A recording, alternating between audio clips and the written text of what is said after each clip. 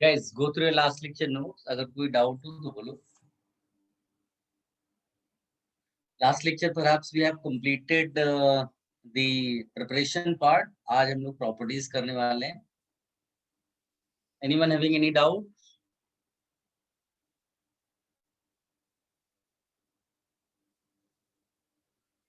चलिए मानकर चलते हैं, डाउट्स नहीं है आपके पास. तो प्रॉपर्टीज में बेटा जो भी हम लोग प्रॉपर्टीज किसी भी चैप्टर में पढ़ेंगे ना, तो प्रॉपर्टीज में एक तो हम फिजिकल प्रॉपर्टीज पढ़ेंगे. तो फिजिकल प्रॉपर्टीज जो भी होंगी ना वो मैं आज ही आपको बता दूंगा. मतलब बार बार इस सिमिलर डिस्कशन हम नहीं करेंगे. फिजिकल प्रॉपर्टीज का जो कॉन्सेप्ट है वो एक्चुअली केमिकल बॉन्डिंग से रिलेटेड है. मोस्ट ऑफ द टाइम हम इंटरमोलिकुलर फोर्सेस पे चीजें डिसाइड करते हैं. ठीक है, तो अभी मैं उसका डिस्कशन करता हूँ. और एक दूसरी आएगी केमिकल प्रॉपर्टीज. केमिकल प्रॉपर्टीज एक लाइन में ये है कि भाई रिएक्शंस, जो भी रिएक्शंस रिलेटेड है उस पर्टिकुलर कंपाउंड से, जैसे एल्केन हो गया तो उसकी अपनी केमिकल प्रॉपर्टीज, मतलब रिएक्शंस ऑफ एल्केन्स, ऐसा सोचना है आपको. फिजिकल प्रॉपर्टीज जो आपको माइंड में रखनी है थ्रू आउट सारे चैप्टर्स में, उनमें एक हो सकता है आपका जैसे फिजिकल स्टेट आपसे बोल सकता है वो, है ना, सॉलिड लिक्विड गैस वगैरह. इसके अलावा फिजिकल स्टेट के अलावा आपको कलर वगैरह बोल सकता है, कलर हो गया, ऑर्डर हो गया, ये सब. इसके अलावा जो सबसे इम्पोर्टेंट फिजिकल प्रॉपर्टी में आता है वो है बॉइलिंग पॉइंट. आपको 4 कंपाउंड्स दे देगा, बॉइलिंग पॉइंट को ऑर्डर आपसे पूछ लेगा. ठीक है. मेल्टिंग पॉइंट थोड़ा सा डिफिकल्ट है, लेकिन इसके भी क्वेश्चंस पूछ सकता है वो, जहां जहां थियोरेटिकली फिजिबल है. फिर आपसे डेंसिटी के बारे में बात कर सकता है, सॉल्युबिलिटी के बारे में बात कर सकता है. तो these are few physical properties जो लगभग हर चैप्टर में आपको आने वाली है. ठीक है, तो एक एक करके हम लोग यहाँ पर इनका डिस्कशन कर लेते हैं. केमिकल प्रॉपर्टीज का मतलब क्या था? रिएक्शंस. तो पहले हम जनरल मैनर में डील कर लेते हैं, फिर मैं एल्केन के लिए आपको नोट लिखा दूंगा. जैसे सबसे पहले तो इंटरमॉलिक्यूलर फोर्सेस सोच लो, केमिकल बॉन्डिंग रिकॉल कर लो. इंटरमॉलिक्यूलर फोर्सेस में देखो बहुत सारे आपने फोर्सेस पढ़े होंगे, ion dipole, dipole dipole attraction, ion ion force of attraction. Organic chemistry के पॉइंट ऑफ व्यू से एक तो dipole dipole attraction, dipole dipole attraction. इसके अलावा आपने पढ़ा होगा लंदन डिस्पर्जन फोर्सेस, जो नॉन पोलर मॉलिक्यूल्स होते हैं ना, उनके लिए लंदन डिस्पर्जन फोर्सेस. वैंडरवाल फोर्सेस भी कई बार लिखा रहता है, वैंडरवाल फोर्सेस. और सबसे इंपॉर्टेंट बात है कि जो लंदन डिस्पर्जन फोर्सेस है वो प्रोपोर्शनल टू मॉलिक्यूलर मास होता है. अगर मान लो मॉलिक्यूलर मास आइडेंटिकल निकला तो सरफेस एरिया. अभी इसका एग्जांपल भी ले लूंगा मैं, ऑल्दो ये केमिकल बॉन्डिंग में पढ़ाते हैं. ऐसा अब आप सोचिए कि जैसे मैं अगर फिजिकल स्टेट बोलूं, तो एक बहुत ही सिंपल सा एग्जांपल आपको लेकर दिखाता हूँ. It has nothing to do with organic chemistry, केवल फोर्स की बात कर रहा हूँ मैं. जैसे I2 हो गया, पॉपुलर है, मतलब ये सब आप जानते हो इसलिए मैंने एग्जांपल चूज किया. I2 हो गया, Br2 हो गया, Cl2 हो गया, F2 हो गया. जो एक्सपेरिमेंटल डेटा है वो ये है कि I2 सॉलिड के फॉर्म में एग्जिस्ट करता है, Br2 लिक्विड के फॉर्म में, Cl2 और F2 गैस. तो अगर तुमसे कोई पूछ ले इनका एक्सप्लेनेशन कि भाई what can be the proper explanation for these physical states, then your answer will be what? London dispersion forces या वैंडरवाल फोर्सेस. वो किस पे डिपेंड कर रहा है? मॉलिक्यूलर मास पे. I2 का मोलर मास सबसे ज्यादा है, इसीलिए उसका physical state, because intermolecular forces maximum होंगे उसमें, तो फिजिकल स्टेट क्या बन गया उसका? सॉलिड. इस तरह से आप जो है फिजिकल स्टेट्स वगैरह के का पता कर सकते हो. और जितने भी ऑर्गेनिक केमिस्ट्री में हम लोग पढ़ने वाले हैं, तो उसमें क्या होगा कि उस देखो कोई भी आप फंक्शनल ग्रुप चूज कर लो, उसको हम फैमिली बोलेंगे. फैमिली, एक फंक्शनल ग्रुप जो होगा वो एक फैमिली को रिप्रेजेंट करेगा. और उसके जो मेंबर्स होंगे, आप लोअर मेंबर्स लिख सकते हो जिनमें कार्बन कम होगा, हायर मेंबर्स हो सकते हैं, बीच वाले हो सकते हैं. तो इसमें lower members, higher members, difference क्या आएगा? मोलर मास का. तो यहाँ नीचे जैसे ही जाएंगे वो मोलर मास इंक्रीज करेगा, और मोलर मास इंक्रीज करेगा, इंटरमॉलिक्यूलर फोर्सेस बढ़ेंगे। तो जनरली जो लोअर मेंबर्स होते हैं वो गैस और सॉलिड की तरफ रहते हैं, और हायर मेंबर्स जो आ जाते हैं वो क्या बन जाते हैं बेटा, सॉलिड। लोअर मेंबर्स गैस और लिक्विड की तरफ रहते हैं, और हायर मेंबर्स सॉलिड की तरफ आ जाते हैं, बिकॉज उनका मोलर मास बढ़ जाता है, इंटरमॉलिक्यूलर फोर्सेस बढ़ जाते हैं। क्या ये छोटी छोटी पॉइंट्स आपको समझ में आ रहे हैं बेटा? Yes sir. Yes sir. Yes sir. ठीक है। अब इसमें जो सबसे इम्पोर्टेंट रहता, अच्छा फैमिली में ये याद रखना है कि एक CH2 का डिफरेंस होता चलता है ना, जिसको आप होमोलॉगस सीरीज भी बोलते हो। इट्स नॉट अबाउट एल्केन, मैं जनरल मैंने सबके लिए लिख रहा हूँ, ठीक है, चाहे वो एल्कोहल हो, एल्डिहाइड हो, कीटोन में, सब में क्या होगा, आप CHO एक कोने पे डाल दो और बाद में CH2 बढ़ाते चले जाओ, तो आपको नए मेंबर्स मिल जाएंगे उस फैमिली के। अब इसमें एक जो पॉइंट होता है वो है एक्चुअली में बॉइलिंग पॉइंट का। बॉइलिंग पॉइंट जो है वो मेन फैक्टर उसका इंटरमॉलिक्यूलर फोर्स ही है।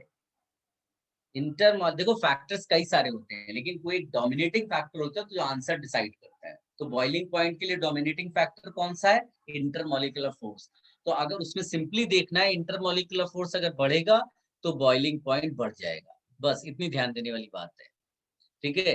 कोई इसमें आपको टेंशन लेने की जरूरत नहीं है। आपने इंटरमॉलिक्यूलर फोर्स देखा, आप बॉइलिंग, जैसे मान लीजिए कि आपने बोला CH3COH और एक दूसरा ले लिया आपने CH3CH2OH और एक ले लिया आपने CH3CHO, तो इसमें हाइड्रोजन बॉन्डिंग के ज्यादा चांसेस है इंटरमॉलिक्यूलर, तो इंटरमॉलिक्यूलर फोर्सेस भी ज्यादा होंगे, तो बॉइलिंग पॉइंट का ऑर्डर इस तरह से आप निकाल सकते, ये रहता है, ठीक है। मेन फैक्टर क्या है बेटा, इंटरमॉलिक्यूलर फोर्स। और अगर आप सीरीज वाइज बात करो, मतलब समझ लीजिए कोई फैमिली की बात कर रहे हैं, तो फैमिली में लोअर मेंबर्स हायर मेंबर्स, तो जैसे जैसे इधर आएंगे क्या बढ़ता चला जाएगा बेटा, मॉलिक्यूलर मास। मॉलिक्यूलर मास बढ़ने का मतलब क्या है, इंटरमॉलिक्यूलर फोर्सेस क्या हो गए बेटा, सर इंक्रीज हो गए। इंटरमॉलिक्यूलर फोर्सेस बढ़ गया तो बॉइलिंग पॉइंट इंक्रीजेस। बस इतना सिंपल सा कॉन्सेप्ट है ये किसी भी फंक्शनल ग्रुप फैमिली के लिए। तो हायर मेंबर्स का बॉइलिंग पॉइंट ज्यादा होगा, सो सिंपल। ये हो गया जनरल मैनर में हम ट्रीट कर रहे हैं सब कुछ। अब मेल्टिंग पॉइंट थोड़ा टफ है। क्यों टफ है, क्योंकि इसका मेन फैक्टर इंटरमॉलिक्यूलर फोर्स नहीं, इसका मेन फैक्टर है पैकिंग। सॉलिड होता है ना, मेन फैक्टर इज पैकिंग, कितनी अच्छी तरीके से सॉलिड पैक्ड है। तो जैसे उसमें क्या होगा, पार्टिकल्स ऐसे पैक्ड होंगे, सॉलिड्स इस तरह से रखे होंगे, तो कितना अच्छे से वो पैक्ड है उस पर डिपेंड करता है उसका मेल्टिंग पॉइंट। गैप्स कम होंगे जितनी अच्छी पैकिंग होगी। अच्छा, किसकी पैकिंग ज्यादा अच्छी होती है, जब सिमेट्रिकल हो या अनसिमेट्रिकल, तो आप बोलेंगे सिमेट्रिकल, यानी सिमेट्री एक बड़ा फैक्टर हो गई पैकिंग के लिए, और पैकिंग ज्यादा हो गई तो मेल्टिंग पॉइंट अच्छा हो गया। तो जितना सिमेट्रिकल ज्यादा होगा उतना मेल्टिंग पॉइंट ज्यादा होगा। इसका एक एग्जांपल देते हैं जो बड़ा पॉपुलर है। एक अगर रिकॉल करो तो ये जो है इसको बोलते हैं सिस ब्यूटीन, सिस ब्यूटीन जिसको आप लिख सकते हो। और इसी का दूसरा जो ज्योमेट्रिकल आइसोमर है वो ट्रांस वाला है, this is trans butene. Now melting point अगर मेरे को डिसाइड करना है तो मैं इस डबल बॉन्ड के रिस्पेक्ट में मास डिस्ट्रीब्यूशन देखूंगा, इसमें भी डबल बॉन्ड के रिस्पेक्ट में मास डिस्ट्रीब्यूशन देखूंगा, कौन ज्यादा सिमेट्रिकल है बेटा, सिस। नहीं बेटा, इधर पूरा मिथाइल मिथाइल भरा हुआ है तो मास डिस्ट्रीब्यूशन गड़बड़ हो गया ना। जबकि इधर डबल बॉन्ड के रिस्पेक्ट में केवल HH दिखाई दे रहा है, जबकि इस वाले में क्या हो गया, दिस इज मोर सिमेट्रिकल, तो हम बोलते हैं ट्रांस इज मोर सिमेट्रिकल। और अगर आप नहीं रियलाइज कर पा रहे इस चीज को तो याद कर लेना, trans is more symmetrical that cis, इसलिए मेल्टिंग पॉइंट किसका ज्यादा होगा, ट्रांस का मोस्टली। बाद में वो तो दूसरी सिचुएशंस पे सिमेट्री बदल भी सकती है, एक सिंपल एग्जांपल लिया। लेकिन इसी केस में अगर तुमको बोला जाए बॉइलिंग पॉइंट, तो सिस जो होता है ना वो ज्यादा पोलर होता है, और पोलर होने से क्या होगा बेटा, डाइपोल डाइपोल अट्रैक्शन ज्यादा हो जाएगा कि कम हो जाएगा इनके मॉलिक्यूल्स के बीच में? ज्यादा हो जाएगा। ज्यादा हो जाएगा। और बॉइलिंग पॉइंट का मेन फैक्टर क्या होता है? Intermolecular force. Intermolecular forces. Intermolecular force यहाँ पर आपका ज्यादा है, इंटरमॉलिक्यूलर फोर्स आपका ज्यादा है, इसलिए किसका बॉइलिंग पॉइंट ज्यादा होगा? Cis cis. Boiling point more. आप सोचो, बिल्कुल अपोजिट आंसर है। यूजुअली वो एक जैसा इंक्रीज होता है, मतलब अगर ट्रांस का कुछ चीज ज्यादा है तो दूसरे में भी ट्रांस है, सिस का ज्यादा तो सिस का ही ज्यादा, लेकिन इसमें क्या हो गया, उल्टा हो गया, क्योंकि symmetry is the main factor for melting point. I hope आप थोड़ा बहुत समझ पाए होंगे। तो ये एक जनरल वे में मैंने कुछ एक्सप्लेन किया, पहले लिख लो, फिर मैं एल्केन के लिए आपको नोट लिखा देता हूँ।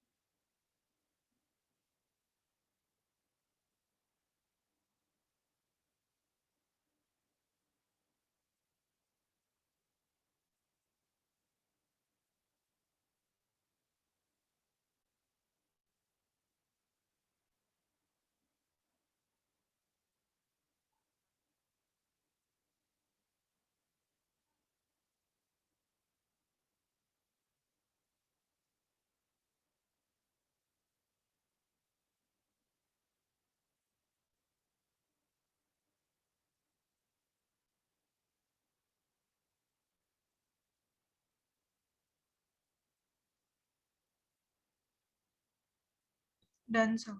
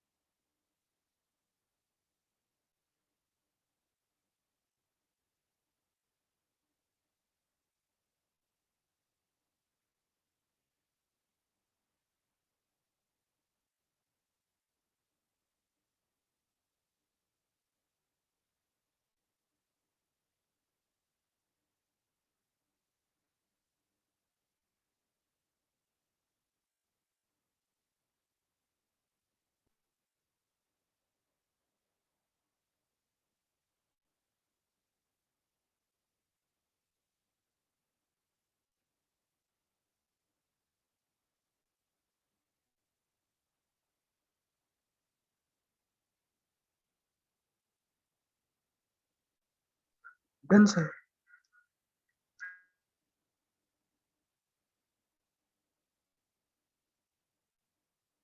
ओके,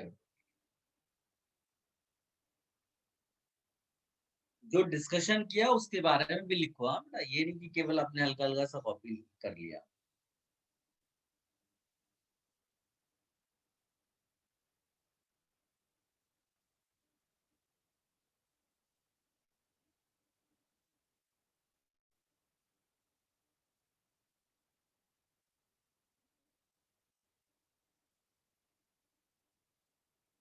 सर हम्म सर आप ये वाला पार्ट एक बार रिपीट करिए। इस पार्ट में मैंने केवल इतना बोला बेटा कि जो लोअर मेंबर्स होते हैं ना, उनका मॉलिक्यूलर मास कम होता है, तो उनका मॉलिक्यूलर मास कम होगा तो इंटरमॉलिक्यूलर फोर्स कम होगा, और हायर मेंबर्स का मॉलिक्यूलर मास ज्यादा होता है तो उनका इंटरमॉलिक्यूलर फोर्स ज्यादा होता है।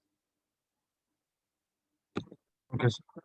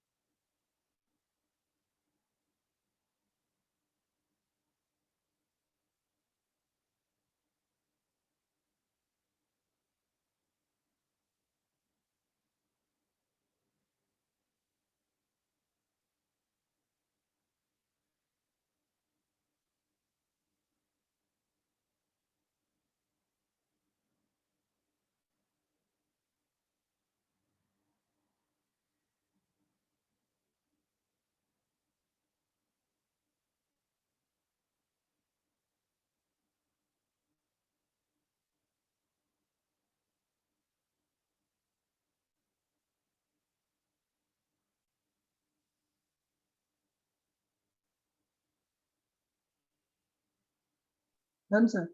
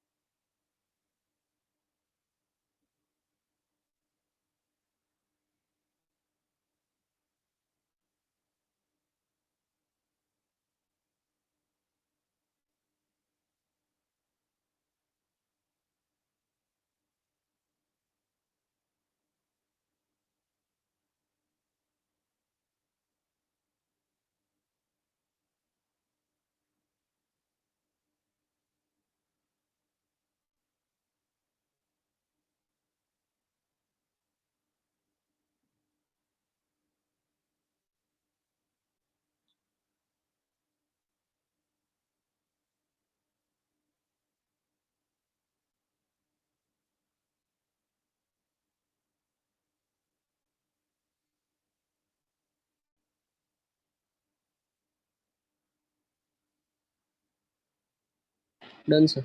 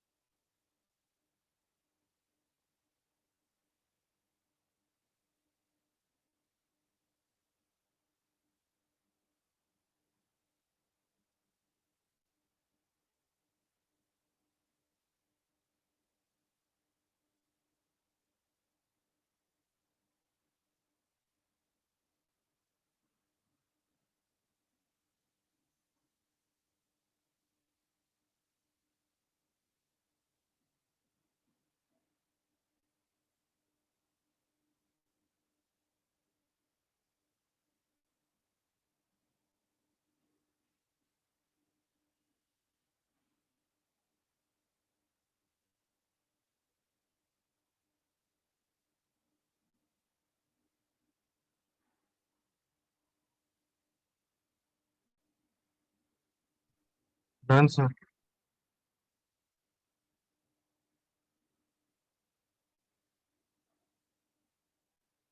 इसको भी कॉपी कर लो बेटा।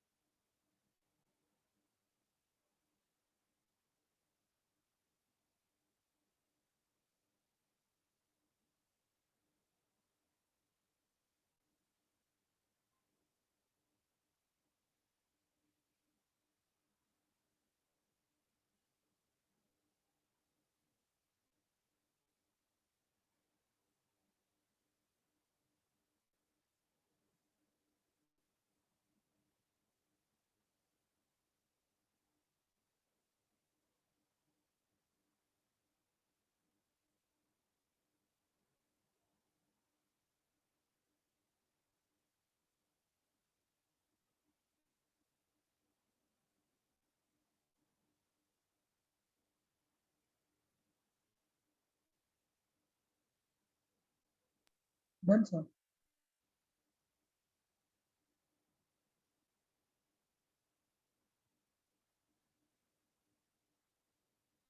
हो गया बेटा, सबने कॉपी कर लिया? Yes, sir.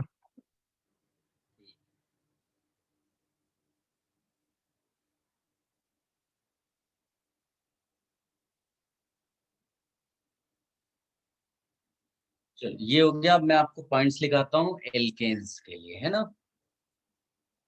फर्स्ट पॉइंट लिखो बेटा, फिजिकल प्रॉपर्टीज के लिए लिखा ले आप, physical properties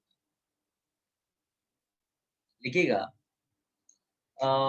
C1 to C4, C1 to C4 का मतलब होता है कार्बन 1 मैंने फर्स्ट मेंबर हो गया, C4 मतलब फोर्थ मेंबर, मतलब मीथेन, इथेन, प्रोपेन, ब्यूटेन, क्योंकि एल्केन्स के लिए लिख रहे हैं ना हम लोग। तो C1 to C4 are all gases. गलती से मत सोच लेना कि मैं सबके लिए लिखा रहा हूँ, only for alkanes I am giving. C1 to C4 are all gases. C5 to C17 are all liquids. C1 to C4 are all gases. C5 to C17 are all liquids. C18 and higher are all solids. C18 and higher are all solids. लिख लिया यहाँ तक बेटा?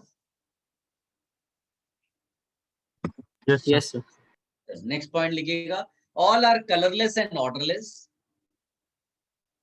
All are colorless and odorless.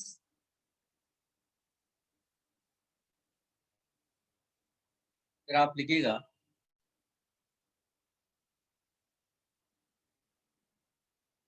symmetrical alkanes like methane, ethane are non-polar. Symmetrical alkanes like methane, ethane are non-polar and have zero dipole moment. Symmetrical alkanes like methane, ethane are non-polar and have zero dipole moment. While unsymmetrical alkanes are little polar.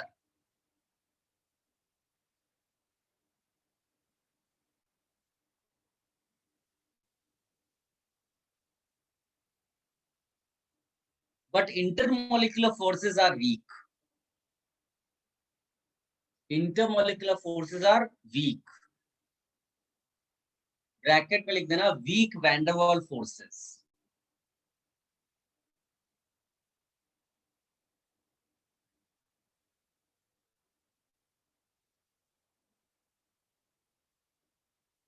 लिख लिया बेटा यहाँ तक? Yes, sir. Yes, sir. This is the reason why alkanes have. This is the reason why alkanes have low boiling point.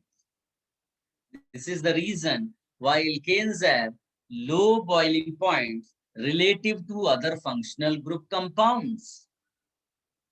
Relative to other functional group compounds with similar molecular mass.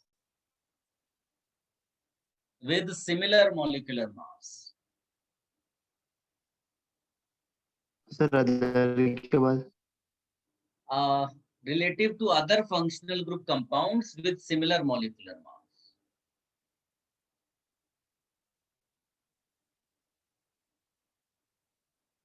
लिख लिया बेटा सबने यहाँ तक?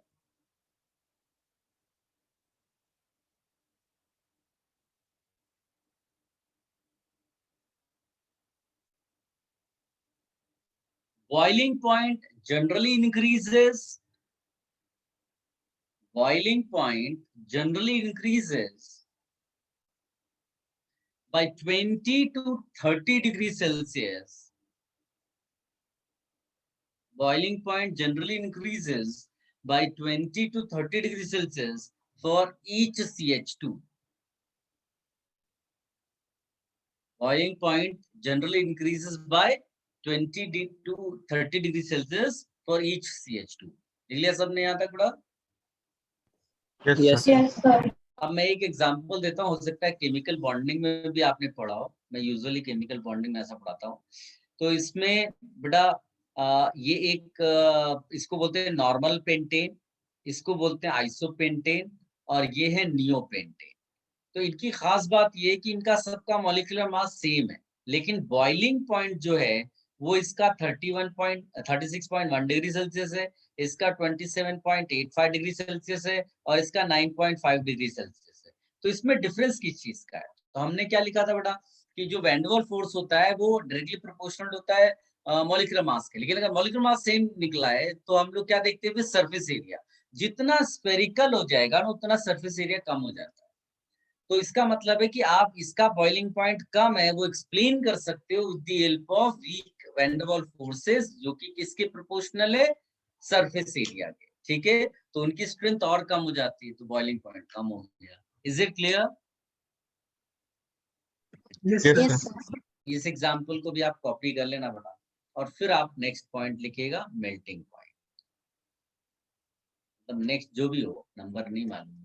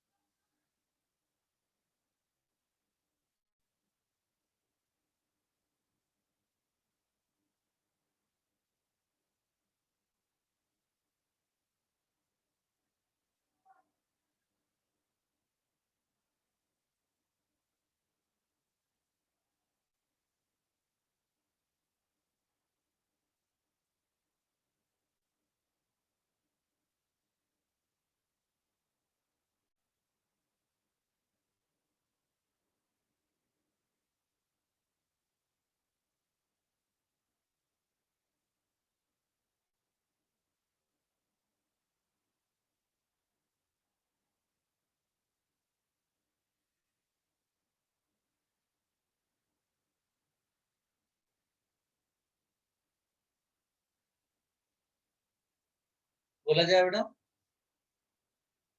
Yes, sir. लिखिएगा, melting point of straight chain alkanes, melting point of straight chain alkanes increases with increase in molecular mass. Melting point of straight chain alkanes increases with increase in molecular mass, but not in a regular manner. But not in a regular manner. Increase is more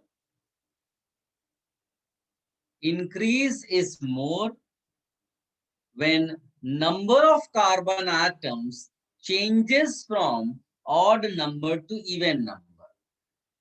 Increase is more when number of carbon atoms changes from odd number to even number.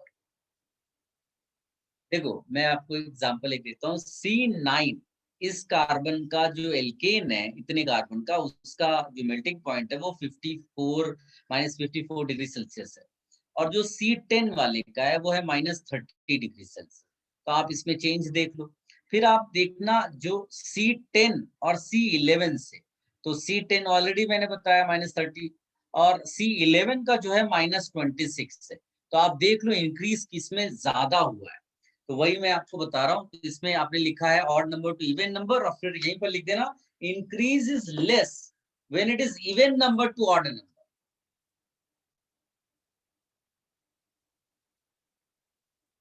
Increase is less when it is even number to odd number. तो इसमें reason वही है, reason for this melting point is melting point depends upon packing. अब इसमें ज्यादा कुछ actually analyse करना बहुत डिफिकल्ट हो जाता है मेल्टिंग पॉइंट के लिए, क्योंकि पैकिंग जो है वो कई बार क्या होता है हम देख करके पता नहीं कर पाते हैं। वो मास का डिस्ट्रीब्यूशन है। आप इस तरह से माइंड में रखेंगे तो मोस्टली निकल आता है आंसर। चलो अब आते हैं नेक्स्ट पॉइंट पे। लिखिएगा डेंसिटी। डेंसिटी बोले।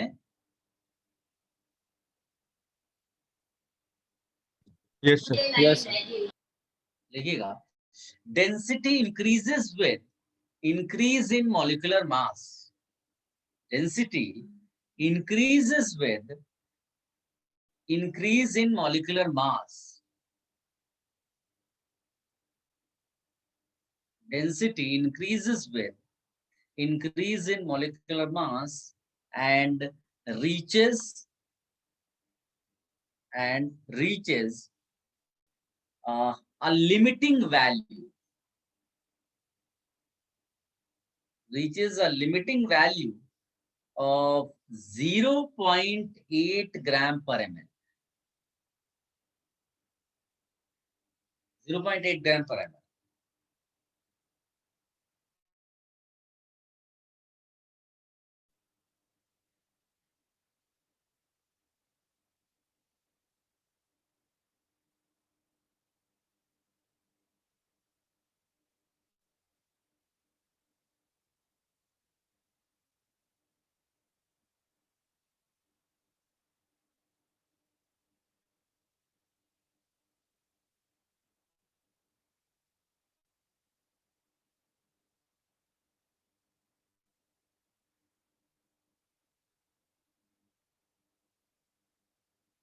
अब लिखिएगा सॉल्युबिलिटी बेटा। लिखिएगा इस पॉइंट्स में alkanes are mostly non polar. Alkanes are mostly non polar and since like dissolves like these are more soluble in non-polar solvents. Sir आप रिपीट कर सकते हो सिंस के बाद? Since like dissolves like LIKE like dissolves like, ये statement आपको रटा होना चाहिए। पोलर पोलर में डिसॉल्व होता है, नॉन पोलर में डिसॉल्व होता है। ये फंडा होता है केमिकल बॉन्डिंग में। Like dissolves like, these are more soluble in non-polar solvents. लिख लिया सबने?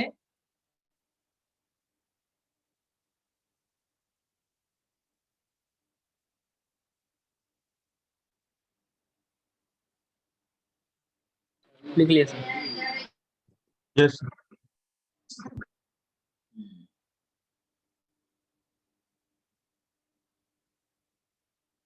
अब केमिकल प्रॉपर्टीज पे आते हैं बड़ा सीधे सीधे।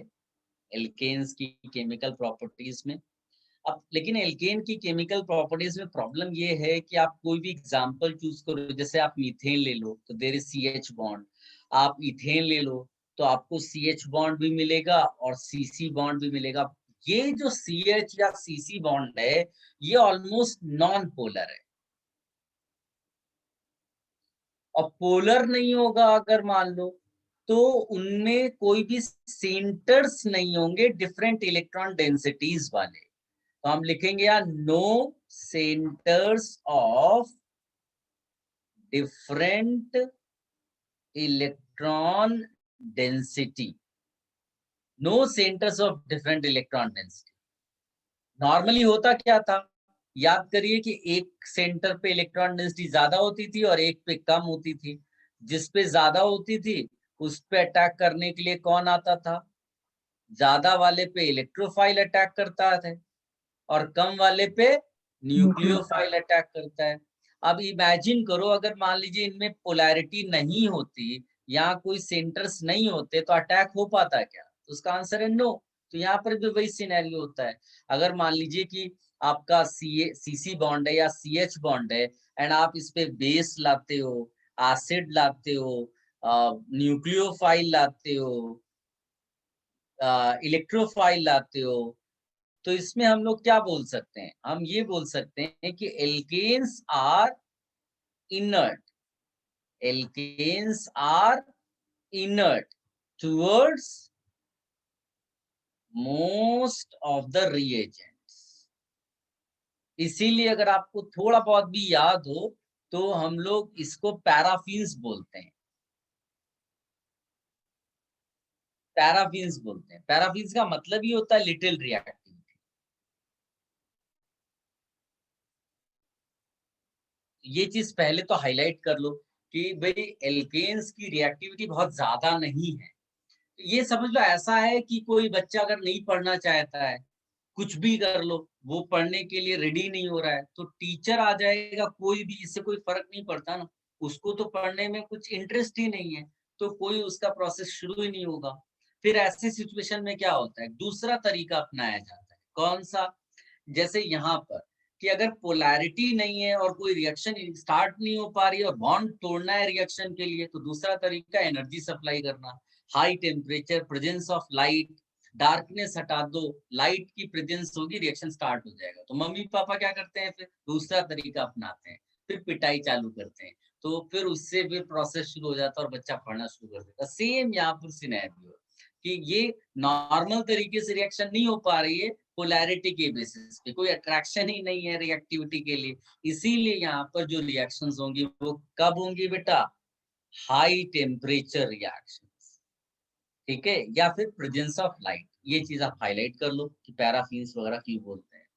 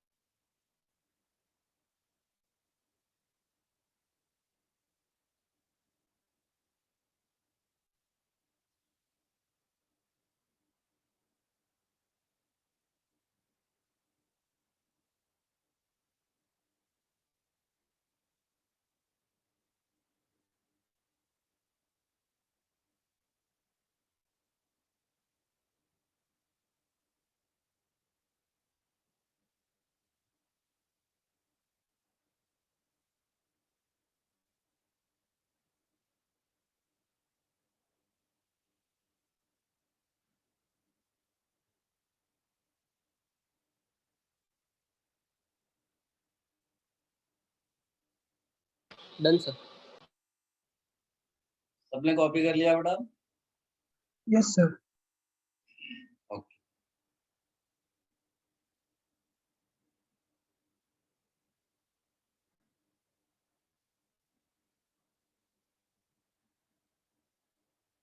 अब आते हैं इसके रिएक्शंस को लेकर के। तो सबसे इम्पोर्टेंट है बेटा यहाँ पर, देखो पहली चीज है कि इसकी बहुत कम रिएक्शंस हमको करनी है।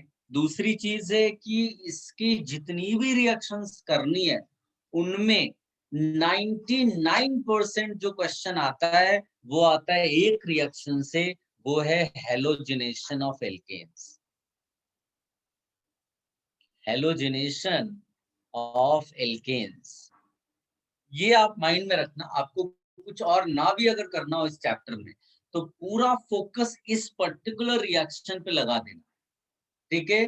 99% चांस है अगर क्वेश्चन एल्केन से आया, प्रॉपर्टीज में से आया, तो इसमें से आएगा, ठीक है। रेयरली जो है वो कोई और क्वेश्चन पूछेगा किसी और रिएक्शन से रिलेटेड, ठीक है बेटा। अब आते हैं इसमें, सबसे पहले तो कंडीशंस, या फिर आप इसकी वो लिख सकते हो कैरेक्टरिस्टिक्स की क्या क्या इसमें है। एक तो पहली चीज है कि रिएक्शन हाई टेम्परेचर पे, ठीक है, या फिर आप यहाँ पर बोल सकते हो प्रेजेंस ऑफ लाइट, ठीक है, प्रेजेंस ऑफ लाइट, जिसको वो इंडिकेट करेगा एच न्यू, ठीक है ना। मान लीजिए कहीं पर ऐसा लिखा है RH प्लस Cl2 और यहाँ लिखा है डार्क, तो आप लिख देंगे नो रिएक्शन, इसमें कोई बड़ी बात नहीं, ठीक है। एक तो ये हो गया, प्लस हाई टेम्परेचर होगा तो जो क्लीवेज होगा वो होमोलिटिक क्लीवेज होगा, और होमोलिटिक क्लीवेज में क्या बनता है बेटा, कौन सा इंटरमीडिएट, फ्री रेडिकल। एक तो ये है। दूसरा आप यहाँ पर लिख सकते हैं गैस फेज रिएक्शन, गैसियस लिख दो,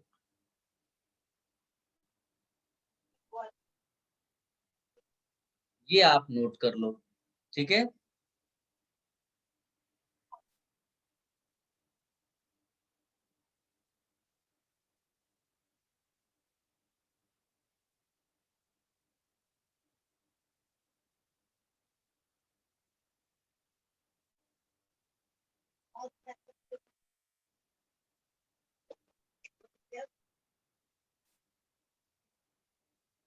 Somebody is trying to say something.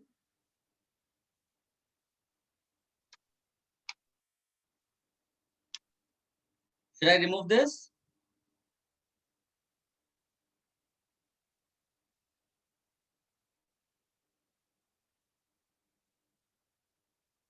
Yes, sir.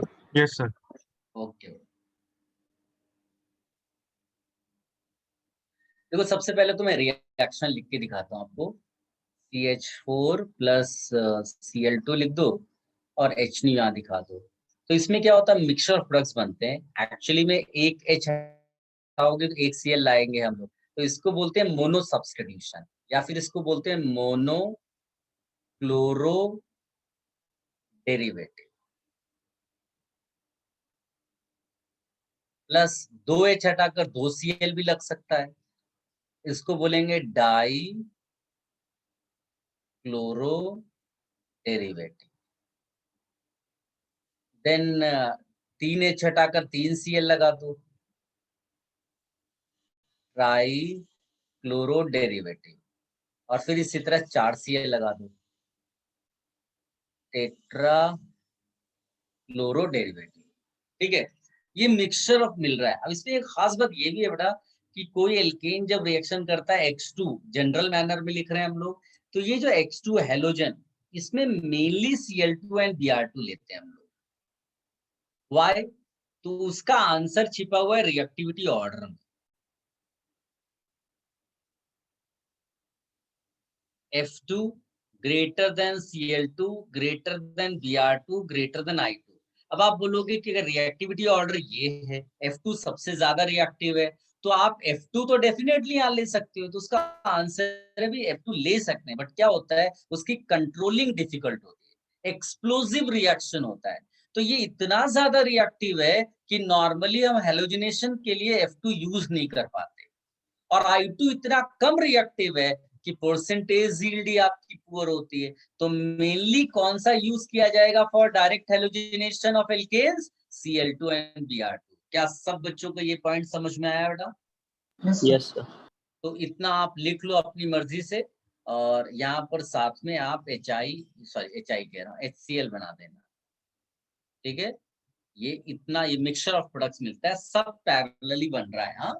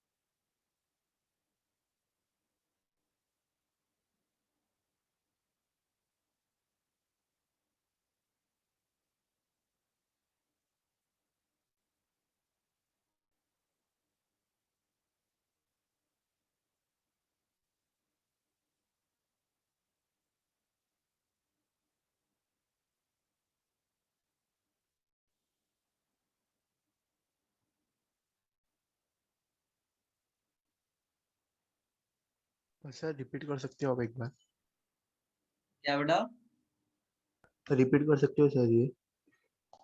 हाँ, मैंने केवल इतना बताया था बेटा कि ये जो CH4 की रिएक्शन है, किसी भी एल्केन की रिएक्शन में मेनली ये दो यूज करते हैं, क्योंकि F2 एक्सप्लोसिव रिएक्शन देता है तो उसको अवॉइड करते हैं, बहुत ज्यादा रिएक्टिव है, और I2 में परसेंटेज यील्ड कम होता है।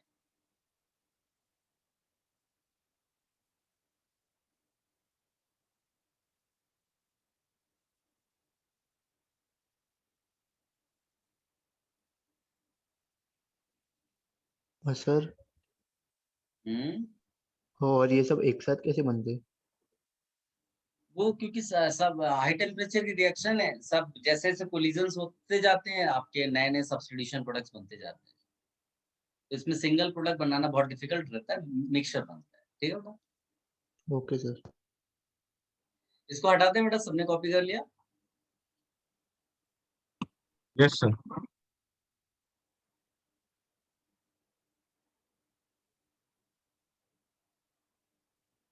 ये रीजनिंग लिख ली बेटा यहाँ वाली? Yes, sir. अब इसका सबसे पहले तो मैकेनिज्म देखो सारे लोग। देखो, अगर तुमने याद करो तो कुछ ऐसा चेन रिएक्शन जैसे पढ़ा होगा, आजकल तो गेम्स भी आ गए चेन रिएक्शन के। चेन रिएक्शन का मेन वो क्या रहता है कि वो एक बार अगर स्टार्ट हो गया तो रुकेगा नहीं। रुकेगा कब? जब सब कुछ खत्म हो जाएगा। यही चेन रिएक्शन का वो है। अब इसको मैं लिख भी देता हूँ, आपको समझ में आ जाएगा अभी। ये चेन रिएक्शन, इसमें क्या होता है, इनिशिएट करना सबसे इंपॉर्टेंट है। कि जो सब एक बार रिएक्शन स्टेप इनिशिएशन वाला हो गया, फिर उसको रोकना मुश्किल हो जाता है। जैसे इसमें क्या होता है, लाइट की प्रेजेंस में ये जो Cl2 है, Br2 है, ये होमोलिटिक क्लीवेज में जाता है ऐसा। तो आपको यहाँ पर मिल जाएगा chlorine free radical, chlorine free radical. ठीक है, क्लोरीन फ्री रेडिकल आपको मिल गया। क्लोरीन फ्री रेडिकल जो है वो स्टेप 2 में, आप सोचिए, ये याद रखना माइंड में कि अगर एक भी फ्री रेडिकल सिस्टम में आ गया तो वो फ्री रेडिकल कंटिन्यूसली जनरेट करा देता है दूसरे मॉलिक्यूल्स को इन्फ्लुएंस करके। तो इसमें क्या होगा, जैसे मीथेन इसके कांटेक्ट में आया तो ये H को इन्फ्लुएंस करेगा और उसका बॉन्ड होमोलिटिकली क्लीवेज में जाएगा, ये बन जाएगा HCl और CH3 फ्री रेडिकल। अब आप इस ऐसे सोचो कि एक टाइप का बदला लेना शुरू हो जाएगा। Cl ने CH4 के H को निकाला तो CH3 Cl2 के Cl को निकालेगा, और फिर ये क्या बना देगा, Cl फ्री रेडिकल और CH3 Cl। अब सोचो, Cl फ्री रेडिकल पहले आपको HNU की जरूरत पड़ रही थी, अब पड़ेगी क्या? नहीं, क्योंकि ये तो अपने आप ही यहाँ प्रोड्यूस हो रहा है, ये यहाँ यूज हुआ, फिर CH3 आया, वो यहाँ पर यूज हुआ। यानी कि ये एक साइक्लिक मैनर में कंटिन्यूअसली चलता रहेगा। इसको हम नाम देते हैं प्रोपोगेशन स्टेप। Propagation step. ये कौन सा है? Initiation step. आई होप आप समझ पाए होंगे प्रोपोगेशन स्टेप, क्योंकि एक बार वो चालू हो गया तो वो बार बार, एक बार उधर से H निकला, फिर वो नया फ्री रेडिकल बना, नया फ्री रेडिकल Cl निकाल लिया, Cl फ्री रेडिकल बना, तो ये कंटिन्यूअसली चलता रहता है। अब आता है लास्ट, जब सब कुछ खत्म हो जाता है ऑलमोस्ट, तो जो बचे हुए फ्री रेडिकल हैं वो कपलिंग कर लेते हैं इस तरह से। फ्री रेडिकल है आपका ये, इस तरह से सब कपलिंग हो जाए, इनको बोलते हैं टर्मिनेशन स्टेप्स। क्या बोलते हैं बेटा? Termination step. टर्मिनेशन, क्योंकि इसके बाद प्रोसेस रुक जाएगा। तो ये कॉपी कर लो। वैसे मैकेनिज्म से रिलेटेड इतने क्वेश्चंस पूछते नहीं है, बट क्योंकि हमें ऑफिशियली लिख कर रखना है, ये लिख लो। उसके बाद एप्लीकेशन वाला पार्ट अपने लिए इंपॉर्टेंट है, कॉपी कर लो। कोई कंफ्यूजन हो किसी स्टेप में तो बोलो बेटा, सर बोलो बेटा। हाँ, वो प्रोपोगेशन स्टेप में सब H रिप्लेस होंगे ना? ठीक है। क्या चीज? सब H रिप्लेस होंगे ना इसमें प्रोपोगेशन स्टेप में? नहीं नहीं नहीं नहीं नहीं। पहले ये हमने क्या दिखाया, एक H का एक Cl से रिप्लेसमेंट, फिर ये CH3Cl जब पार्ट लेगा रिएक्शंस में तो CH2Cl2 बनना शुरू हो जाएगा। फिर जब वो पूरा एक प्रोसेस दिखा दो इसी तरह से, फिर CH2Cl2 इसी तरह से पूरा दिखा सकते हैं। तो तो सब एक जैसा है, तो मैंने केवल CH3Cl फॉर्मेशन का मैकेनिज्म दिखाया है। Is it clear? Okay sir.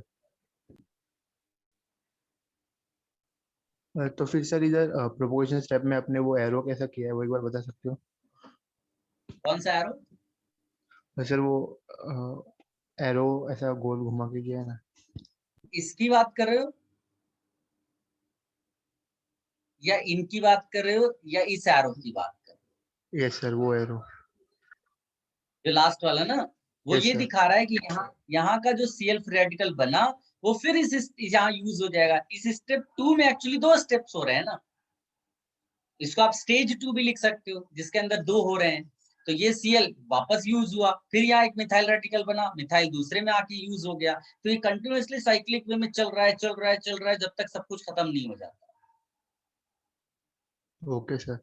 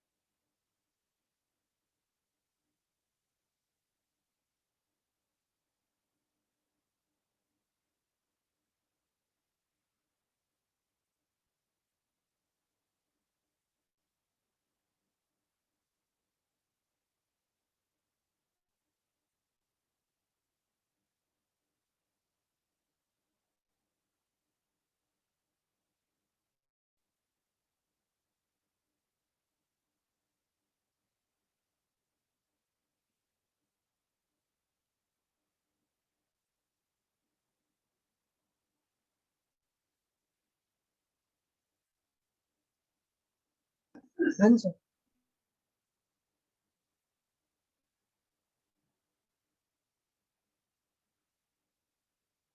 चलो, तो ये हो गया। अब इसमें एक दो पॉइंट्स मैं आपको लिखा देता हूँ, इससे क्या रहेगा, ये मैकेनिज्म वाली सारी चीजें कंप्लीट हो जाएंगी। इसी में पहले दिखा देते हैं, आप लिखिएगा। Since in methane chlorination, since in methane chlorination, we get a mixture of products. Since in methane chlorination, ये अभी लिखा था मैंने, ये since in methane chlorination we get mixture of products. So if our goal is to prepare CH3Cl as major product, CH3Cl as major product,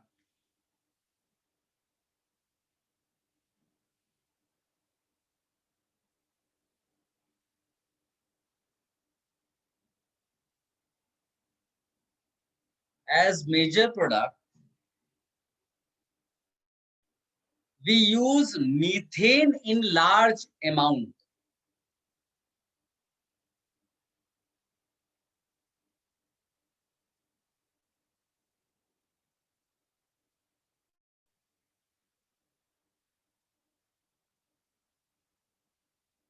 large amount, वो ये कहना चाहता है देखो कि अगर तुमने ऐसा किया, तुमको मान लीजिए एक मॉलिक्यूल मीथेन है और एक मॉलिक्यूल ये है, तो तुमको ये मिल गया है ना। अब दूसरा मॉलिक्यूल जो CH3Cl बन रहा है, वो दूसरा मॉलिक्यूल Cl2 का यूज करेगा तभी तो CH2Cl बनाएगा। लेकिन अगर तुम इसको एक्सेस में ले लो तो होगा क्या, Cl2 का हर एक मॉलिक्यूल बहुत सारे मीथेन से सराउंडेड होगा, यानी कि ये मिथाइल क्लोराइड कभी कोलाइड कर ही नहीं पाएगा Cl2 से, क्योंकि Cl2 most of the time किससे सराउंडेड है, CH4 से। यानी ये बनेगा भी तो हल्का फुल्का बनेगा, ये मतलब इसके बाद वाला CH2Cl। तो सारा टाइम क्या हो रहा है, CH4 Cl2 से कोलाइड कर रहा है। As a result what product are you getting, CH3Cl। क्या सब बच्चों को ये समझ में आया? Yes, sir. Yes, sir. Very good. तो ये आप ये चीज हाईलाइट कर लेना अपने उसमें, और यहीं पर आप लिख देना, but if our goal is to prepare CCl4 as major, we use Cl2 in excess. अगर आपने Cl2 एक्सेस में ले लिया तो आपको लास्ट वाली चीज मिलेगी, मतलब CCl4 मेजर। बीच वाली आप कंट्रोल नहीं कर पाओगे। ठीक है, ये लिख लो आप।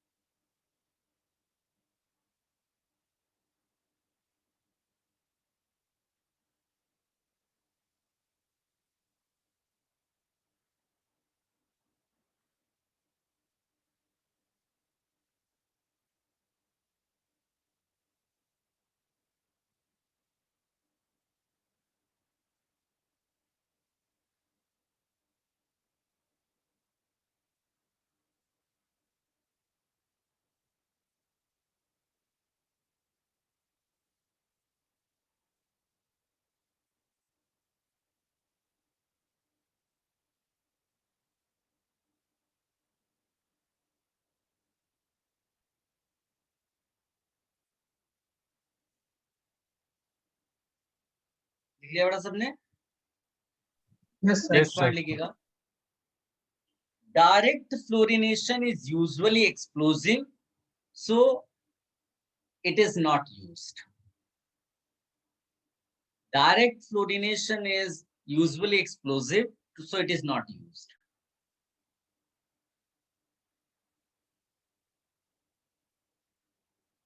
ठीक है, नेक्स्ट पॉइंट लिखिएगा बेटा,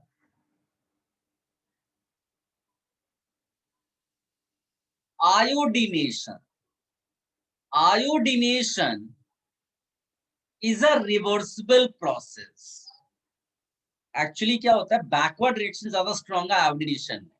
Iodination is a reversible process, but it may be carried out.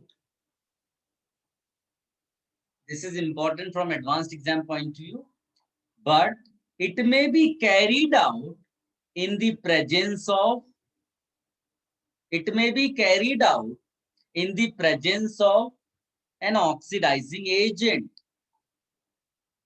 It may be carried out in the presence of an oxidizing agent like HiO3,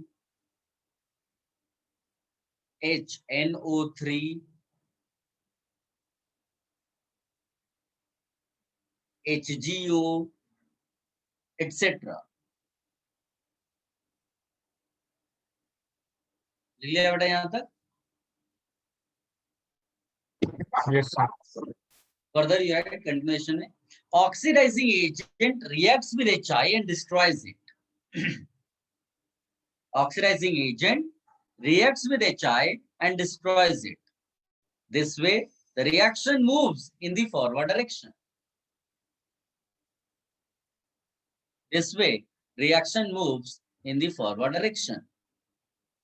देखो ये कह रहा है कि CH4 plus I2 ये रिएक्शन जब करेगा तो क्या बनाएगा बेटा, CH3I plus HI. अच्छा, रिकॉल करिए केमिकल इक्विलिब्रियम, उसमें ले शर्टले प्रिंसिपल क्या कहता है कि अगर प्रोडक्ट को समाओ आप हटा दो तो रिएक्शन फॉरवर्ड डायरेक्शन में जाने लगेगी. है क्या, ये HI बहुत अच्छा रिड्यूसिंग एजेंट है, तो वो CH3I को वापस रिड्यूस कर देता है CH4 में, तो ये बैकवर्ड रिएक्शन ज्यादा जाती है. तो आप क्या कर रहे हो, इस HI को किसके कांटेक्ट में ले आए, HiO3, और बोला कि भाई तुम HI हो, तुम ऐसा करो CH3I का पीछा छोड़ दो और इस HiO3 के साथ रिएक्शन शुरू कर दो, तो HiO3 की कुर्बानी दे दी गई. आप ऐसा समझ लो ये, तो यानी कि ये HI पूरा का पूरा फिनिश हो गया इसको HiO3 को रिड्यूस करने में. तो आपका जो ये CH3I है, क्योंकि प्रोडक्ट अब हट जा रहा है यहाँ HI, तो reaction will move more in the forward direction. इस तरह से आपका CH3I बन जाता है. कॉपी कर लो बड़ा इसको, किसी को कोई कंफ्यूजन हो तो बोलो.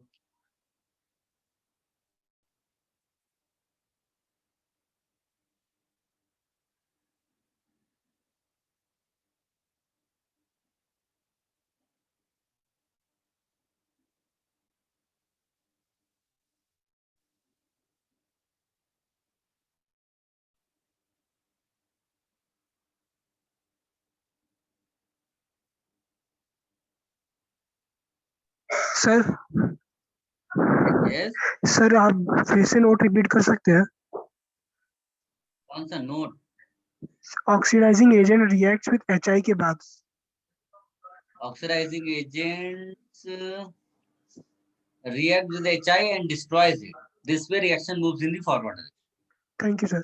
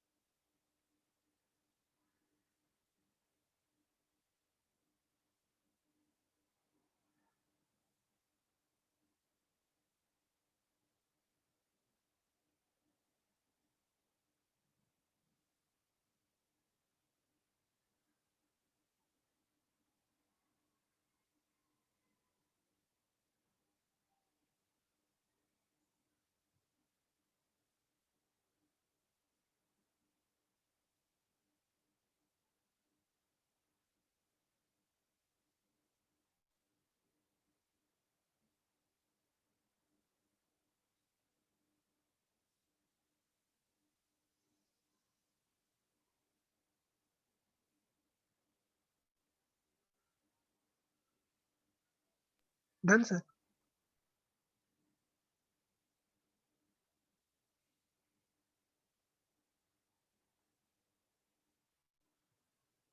चलो नेक्स्ट पॉइंट लिख लो बेटा यहाँ पर, ऑक्सीजन एक्ट्स एज इनहिबिटर, ऑक्सीजन acts as inhibitor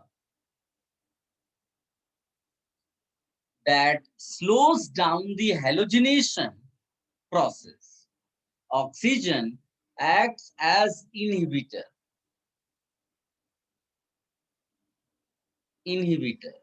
that slows down the halogenation process. Further you write, a small amount of oxygen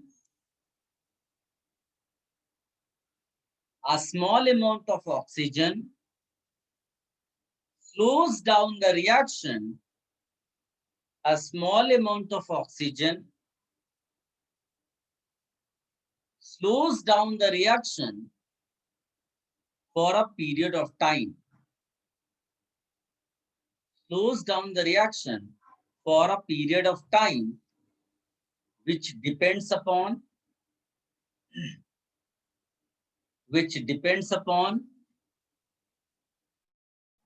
the amount of oxygen present. Which depends upon the amount of oxygen present.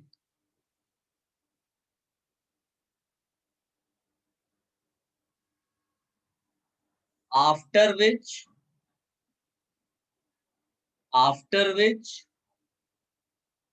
reaction proceeds normally. After which reaction proceeds normally. Further you write, because of the presence of O2,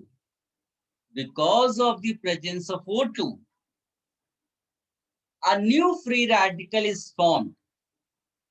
Because of the presence of O2, a new free radical is formed, which is much less reactive than methyl free radical. Which is much less reactive than methyl free radical. Full stop. Once all oxygen molecules present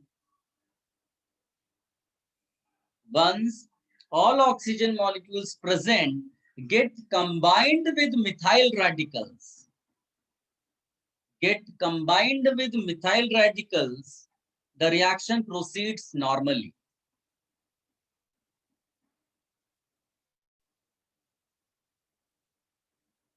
आप बस इतना दिखा दो, इसमें कोई खास ऐसा नहीं है। एक बार इसका क्वेश्चन आया था इस नोट पर बेस्ड, उसके बाद पूछा तो नहीं गया, बट हो सकता है फिर से कोई ऐसा ऑप्शन लिखा हुआ मिल जाए आपको।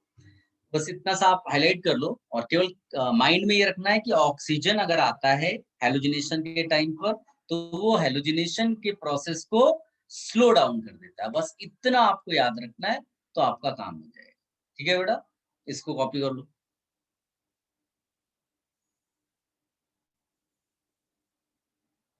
ये कॉपी कर लो और इसके बाद एक्चुअली जो हमको करना है वो सब ईज ऑफ सब्स्टिट्यूशन है, हैलोजिनेशंस में रिएक्टिविटी से रिलेटेड चीजें करेंगे, परसेंटेज यील्ड से रिलेटेड क्वेश्चन सॉल्व करेंगे और फिर उसमें स्टीरियोकेमिस्ट्री इन्वॉल्व करेंगे। तो जितना इन डेप्थ एनालिसिस पॉसिबल है हैलोजिनेशन की वो सब करेंगे हम लोग। ठीक है, नेक्स्ट लेक्चर में इसका कंटिन्यूएशन रहेगा। ठीक है,